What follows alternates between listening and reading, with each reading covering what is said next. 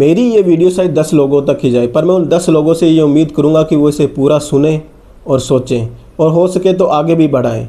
युद्ध के इस उन्माद में हम कुछ भूल तो नहीं रहे, कुछ ऐसा जो इस युद्ध से कहीं ज़्यादा जरूरी और कहीं ज़्यादा महत्वपूर्ण है। ऑपरेशन सिंदूर के स्टार्ट होने से पहले और पहलगाम हमले के बाद भारत की सरकार ने तत्काल प्रभाव से सभी पाकिस्तानियों के वीज़ा निरस्त कर दिए थे और इस एक निर्णय ने हमारे सामने वो सच्चाई उजागर की जो अभी तक हम सिर्फ कागजों में ही समझते थे।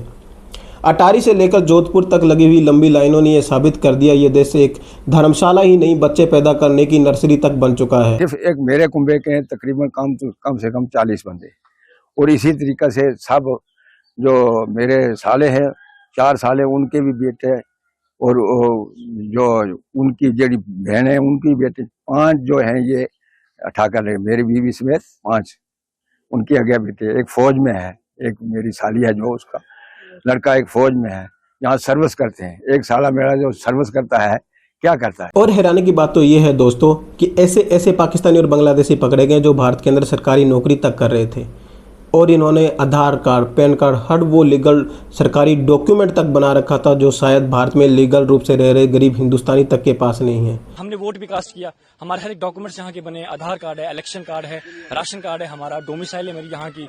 अब मैं यहाँ से कहाँ जाऊँगा? मेरा 10th भी यहाँ से हुआ है, 12th भी मेरा यहाँ से हुआ है। ये है असली युद्ध जो इस युद्ध से कहीं ज़्यादा ज़रूरी है।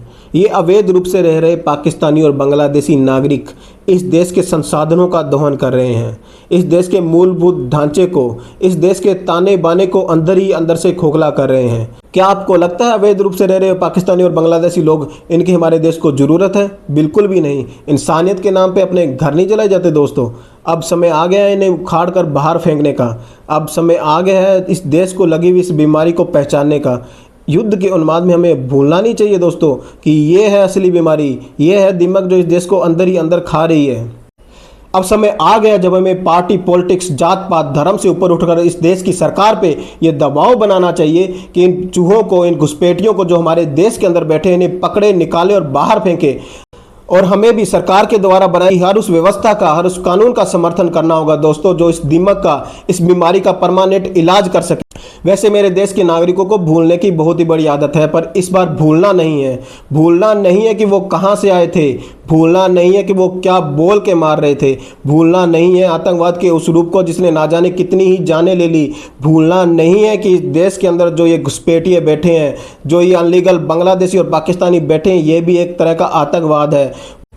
और भूलना नहीं है दोस्तों कि इस देश को इस दिमाग से आज़ाद करवाना है और हर एक उस पाकिस्तानी और बांग्लादेशी को उठाकर बाहर फेंकना है जो देश में अनलीगल तरीके से रह रहे हैं। जय हिंद, जय भारत।